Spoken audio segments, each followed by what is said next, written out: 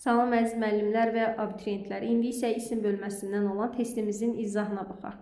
Klasteri tamamlayan variantı müəyyən etməyimizi istəyir. Klasterin sağ xanasında olan əsas fikrə nəzərən əziz sözünü biz nitq hissəsi olaraq isim yox, sifət götürəcəyik. Gəlin variantlara baxaq.